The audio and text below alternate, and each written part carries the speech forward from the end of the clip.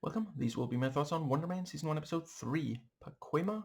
The episode is rated CV-14, so this video there will be spoilers for really the entire MCU, hypothetically at least, up to and including this episode. I have not watched past this episode, so this video will not contain spoilers for any of the episodes later in this season. I appreciate they are already available to watch, and I am trying to get through them soon. Yeah, another episode I absolutely loved. I really feel like the bromance is working well. The way that, I mean, obviously there's some dishonesty. I don't love that story type. I feel like we could probably retire it, but yeah, the way that, this thing of getting close to someone to get information about them, and then you realize, oh, I actually care about them, kind of thing. I don't know. I appreciate there's dramatic potential there. I think it's a story that's been done to death. But yeah, we can appreciate, like, he really does not want to go back to prison. And, he did not know Simon before this. Which also makes that line he had about, hey, some of us are trying to help other actors, especially ironic. Yeah, I think that's the overarching. Yeah, let's go directly into. No, yeah, now I remember. There was one other thing. I don't think I've done that good of a job in my videos on the first two episodes talking about. So the show. I'm not sure if the show is saying that it would. No, honestly, based on this episode, it doesn't seem like it's saying that it might be good for DODC to get their hands on Simon. It's more that, they say, oh, there are prisons only half full, and they're complaining about, like, wow. Yeah, so when in the other videos, when I talked about how, well, okay, there definitely is something, Simon hypothetically, potentially could be dangerous, I don't mean that I hope he ends up in federal custody. Like, no. I cannot stand American law enforcement. Not because I've had, like, personal bad experiences. I've hardly ever been to America, but yeah, the news.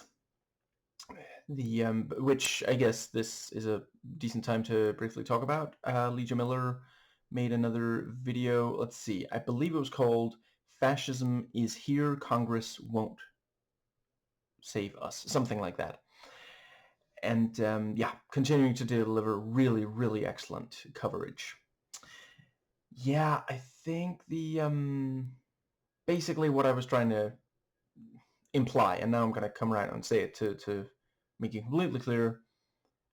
I think Simon would benefit from talking to someone who can teach him to control his power and, yeah. Let's see. Yes, so we are continuing the trend of starting every episode with a flashback, and this time, that was one of the first times that maybe it was the first time that his powers, manifested. There was a fire, and he was completely unhurt. And, Eric says, what 13-year-old doesn't know how to use a stove? And I forget who said, I think it's the doctor who says, it was the stove, wasn't it? Which, yeah, I don't think it was. I don't think he was trying to use the stove. I think he lost control of his powers. And there's a lot of comic book media where superpowers, if you're born with them, maybe it's Maybelline, but maybe you're born with them, and in that case, they might come out when you are becoming a teenager, so I figured that's what happened. And yeah, like, considering that that's what happened, if that's really what happened the first time his powers manifested at all, no wonder he keeps it a secret and doesn't really talk to it. Like, his family knows, but yeah. And I will freely admit, I don't know that much about Haitians personally. Just I've heard some things, and the the things I've heard about Haitians that I've heard from anyone who has anything to do with the Trump administration, I feel I can very safely just completely disregard, because it is just propaganda, But from what I've heard, this is accurate. And please don't take my word for it. Listen to people who have more of a connection with that community. But I got the sense that they put in effort, and I like the way that they would every so often speak. So I have to admit, I'm not sure I knew this before, but it is apparently called Haitian Creole. That's how the subtitles identify. Actually, I think I had heard that at least once before, but whatever. But yeah, let's see. Yeah, I don't think I have much more to say about the scene with the doctor. But yeah, then we have the meeting at DODC, and yeah, this, like, holy crap, complaining that, oh, our prison is half empty. So it sounds like you're disappointed. From what I can tell, they are just upset that, like, now, yeah, like, maybe if you can't, if there aren't that many people to put in the prison, don't build that big of a prison. I don't know what to tell you. But yeah, so they're gonna. How long ago was this filmed again? Because, like, this is ice all over. Like, this is so ripped from the headlines. It's not even funny. Like, holy crap. But yeah, I think that is it for that. So yeah, he calls Trevor, and yeah, there's that thing about, what's that saying? Crap rolls downhill or something like that. He got chewed out by his boss, so now he's going to yell at Trevor. And I think the very next thing is it was very, very funny. There's so many self-tapes here. Like, yeah, he's like, what did you think was going to happen there, buddy? Like, that's kind of big deal for an actor these days. So yeah, a lot of self-tapes. Like, dude actually thought that there would be, like, because, like, Simon isn't a criminal. He's hiding superpowers, but, like, considering what happens to, like, they're going to arrest him for having superpowers, basically. So no wonder he's hiding that. But yeah, I really like that Janelle has a sign that says, "I'm not bossy, I'm the boss." That's awesome. Love when members of minority communities know their value and their worth. And I think that, yeah, I like the thing about, maybe, the what was it was something about, like, maybe next time I call, you'll have heard from Von Kovacs. And she says, "You will, if I hear from Von Kovacs, you will be the first to hear, unless you call me again, in which case you'll never find out." That's not funny. I wasn't joking. And let's see. I guess that brings us to, yeah, we have the thing about, he's gonna be at the, he has to get himself invited to Simon's mother's birthday party and wear a wire. And he tries to protest, and, yeah, they do the thing of, which happens in real life. It's not just like a trope in fiction. The law enforcement saying, "I'm altering the deal. Pray I don't alter it any further." And I think that brings us to the, yeah, so the phone conversation about, like, oh, I should probably go. I have to, my mom's birthday in Pacoima. Can I come? Why? It was genuinely funny. This episode was the one that had the most of people just going, "What?" to Trevor, and it's genuinely, I don't know. To me, it's still funny. And yeah, he's like, "Well, I've never been to Pacoima. I don't know. It's like Cleveland with palm trees. I've never been to Cleveland either. Please let me go."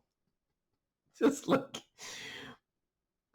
Yeah, and you know the way that yeah, Yahya Abdul Mateen II plays it with there's just this little thing of like, is he onto him? Has he realized? Because it's sounding really weird. Like, but then you know, and then he says, you know, I could use a buffer.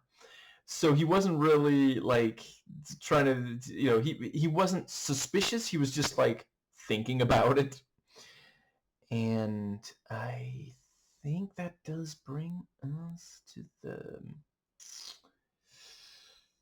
yeah. So they go, and so as mentioned, I don't know that much about Haitian immigrants to America, but I have met many immigrants to Denmark from various countries, particularly the Middle East. And I know maybe I say this, I don't know if it's too much, but I say it a lot in these videos. They are some of the nicest people I've ever met. Yeah, like they will bend over backwards to help a complete stranger, and just, yeah, like there's, you know, there are white native born Danish people who, you know, they will, I'm not saying all, but the ones who are conservative, they a number of them will do very little to help even people they know well by, you know, comparison. So yeah, I'm not saying that they're perfect. Nobody's perfect, but I cannot stand seeing all this anti-immigrant bigotry. It's completely ridiculous. It has nothing to do with reality. It's just people who are upset about something that has nothing to do with the immigrants, and they're taking it out on them because they feel like they can get away with it. And I really felt like this episode captured, much like Ms. Marvel, the miniseries, how just warm and giving so many immigrants are. You know, just like she barely, you know, she meets Trevor and he's like, come into my home, you know, spend some time completely alone in rooms. You know, there's no suspicion. It's just, yeah. And again, the fact that this is coming out right now, I don't know. I mean, I get, okay, so technically some of the worst stuff with ICE has been recently, but you know, they've been getting bad over some time now. So yeah, but the fact that we meet Haitian immigrants in this episode who are incredibly nice and invite someone who's like to them a stranger into their home. Oh, okay, I don't know. I guess Eric is not the most welcoming, but then, you know, he's also like, you can't lie to me. I mean, he says it specifically to Simon, you know, you can't lie to me, I'm your brother, but he's also just got a good BS detector because, like, yeah, it's pretty clear Trevor is not there for the reasons he says he is, you know? But yeah, you know, she just invites him in because, oh, you're a friend of my son. Please come on in, you know? And the problem in the situation is the white guy who, okay, so right now he's not in the country he was born, but for a while he was in, you know, he was a native born back in England, and he's the one scrutinizing, you know, these immigrants. And yeah, I don't know. I feel like that's meaningful, that that's how they're structuring this, because they could so easily, like, imagine how easy it would have been to have a rewrite where there's like a third brother or maybe one of the cousins who's like dangerous criminal and like hiding out in her place, and because of Trevor valiantly, you know, doing surveillance, then they're able to apprehend this dangerous criminal. But instead it's like, you know, literally not one person dislikes, I'm not sure how, I guess I'll call her Simon's mom for now. Yeah, the let's see. Yeah, and we get some So I've said before, I'm not a big fan of like intergenerational conflict except where it's strictly necessary. I'm not a big fan of the whole, boomer versus millennial thing. I'm a millennial, my dad's a boomer. There's yeah. I think it was that dang dad who said instead of saying okay boomer, we should say okay capitalist. So a lot of boomer jokes I am not really fond of. I thought these worked, this thing of like, she calls it a movie because it's a big show. And, oh, he's going to be on YouTube. And, Simon explains to Trevor, anything streaming is YouTube. Because like, yeah, and see, that is something like, I spent years, helping my dad understand and, be able to recognize CGI. And now, when he sees CGI, he says, is that AI? Because that's the new thing he's learned. And, yeah, a lot of it is, of course, but I show him a bunch of movies that are pre-AI creating imagery, so anyway, moving on. The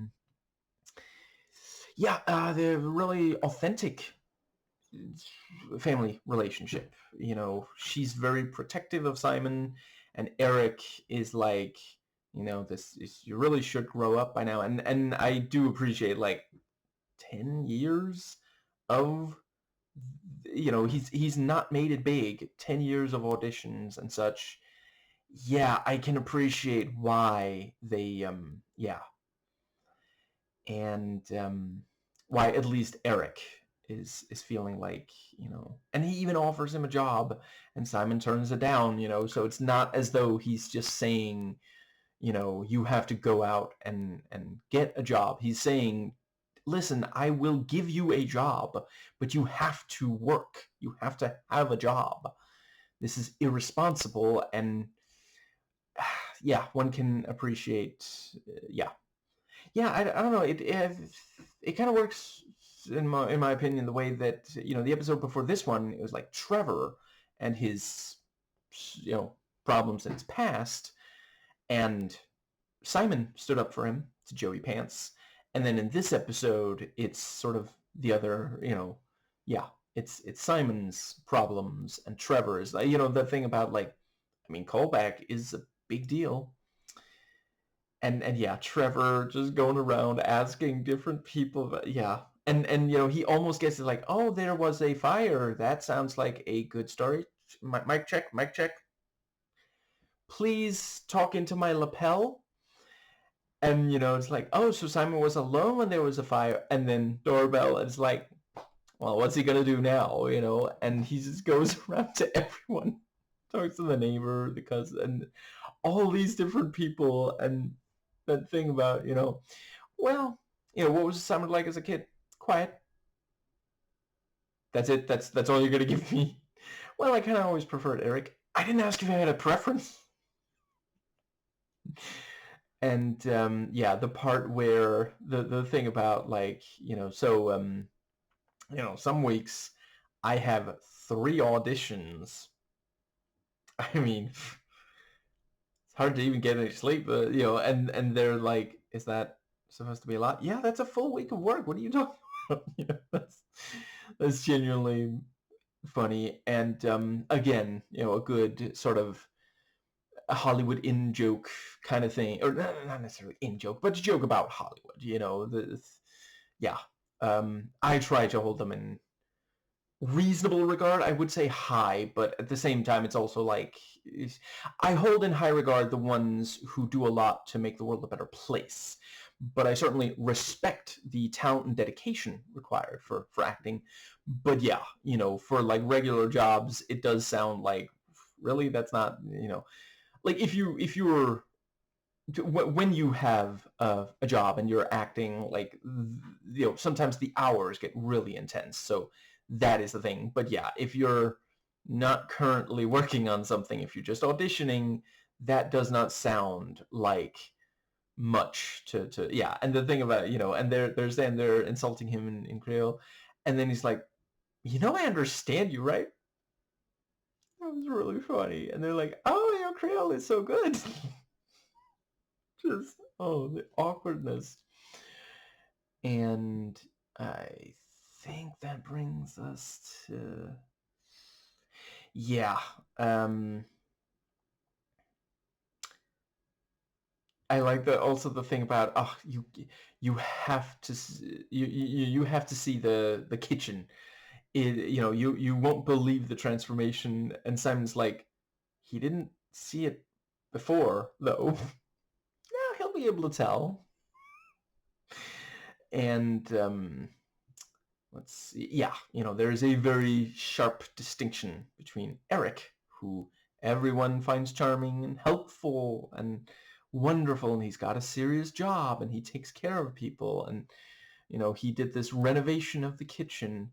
And then Simon, who hasn't made it yet, even though he spent a decade. Yeah, very, very nicely done on that.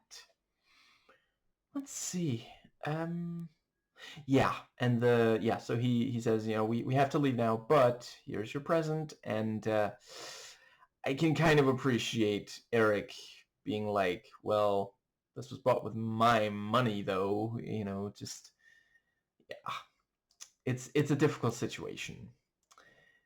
I think it's crucial for the episode that they did include, he tried to give Simon a job and Simon actively turned it down. So we do have this, like genuinely, hypothetically, he could have just gone along with, yeah. Because I don't think we're supposed to hate Eric. We're just supposed to find him like a little annoying because like, ugh, Mr. Perfect, best, the favorite kid, the favorite of the, everyone's favorite. And I think that brings us... Let's see. I guess that does... Yeah, I thought they did a good job getting a lot of material out of this fun concept, like genuinely, stressful birthday party kind of thing. Not the bare stressful, but few things are. And yeah, I think that might... But yeah, so he, Eric pushes and, she tries to de-escalate the situation. Right, and also the turn of, Trevor says like, hey, a callback is a big deal. And yeah, Eric is like, so it's a second interview for a job you still might not get. And I think that does... Yeah, so let's see. Yeah, ultimately Simon does, lose control again and destroys the kitchen table. Very nicely done. Again, we've had so many like big special effects things. Here we're again, like, we're focusing on something's being destroyed. It's not cool, it's intimidating. It's more Hulk than like Steve or Sam throwing the shield and it returning in a really cool way, We want it to stop. We don't want to see more of it. It's kind of upsetting, very, very nicely done and important for the story they're telling here, And that was the kitchen table that, he's been bragging about, the renovation and this whole thing. And yeah, like I would definitely say it is poignant that he is specifically destroying a symbol of how Eric is the perfect son, And I remembered seeing that. I remember seeing that in the trailer.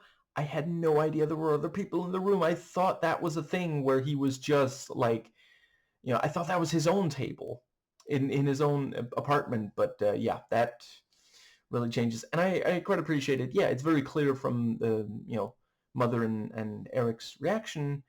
They already knew he had superpowers, but it's the fact that he is which also suggests that he used to be better at controlling it. Maybe, you know, it's this thing of, for so long he's been overlooked. Even in his childhood home, he's not the one that's getting the most positive attention, kind of thing. But yeah, they are surprised that he's losing control of his powers. They're not shocked that he has powers.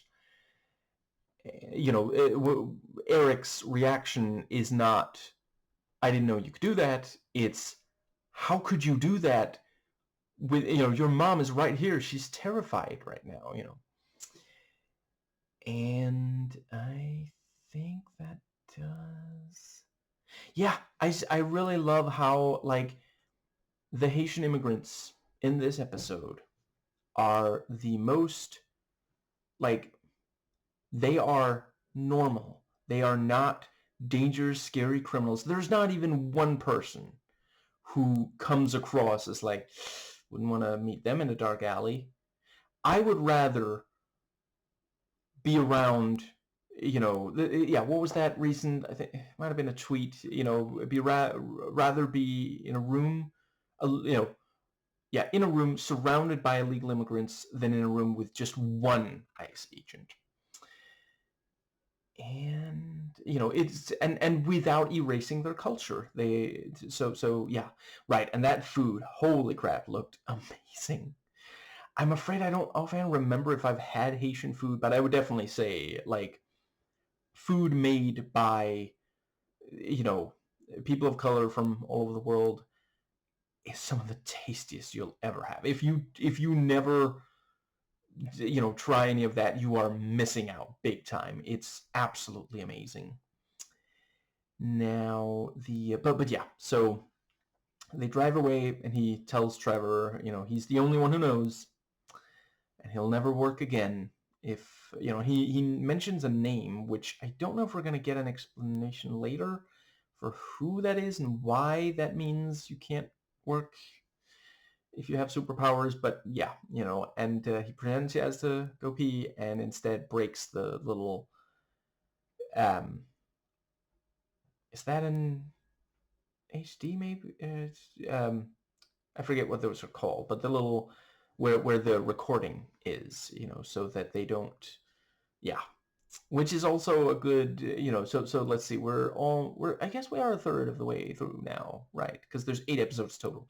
So it's a good place to have a slight turning point. It seems like he's not, it's not impossible that he'll pretend to work with DODC for, to get them off his back, but it does not seem like he's going to give them anything that they can use, which he was up to this point trying to, but yeah, he just cannot bring himself to. He's seen Simon's pain.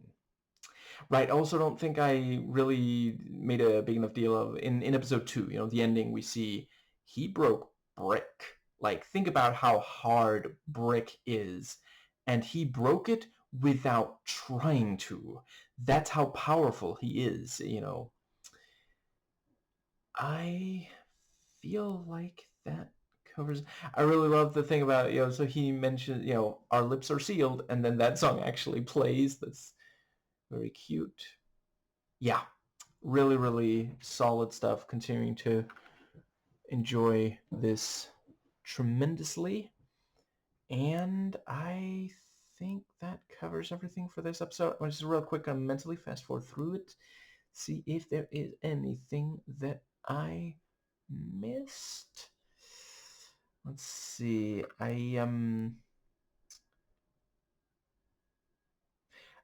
Seeing, when he mentioned that they have a prison, at first I thought, so the raft is what is being referred to, but then they show it, and it's not the raft, so I don't know if maybe there's gonna be something involving that, possibly on the show, possibly later in the MCU, like some, I don't know, a prison break maybe, or something, because I don't know, I guess it's possible they're just establishing stakes, but the fact that they show it, because genuinely, I felt like, well, you know, wouldn't the raft work? But I guess the raft might not be big enough if they are expecting a lot.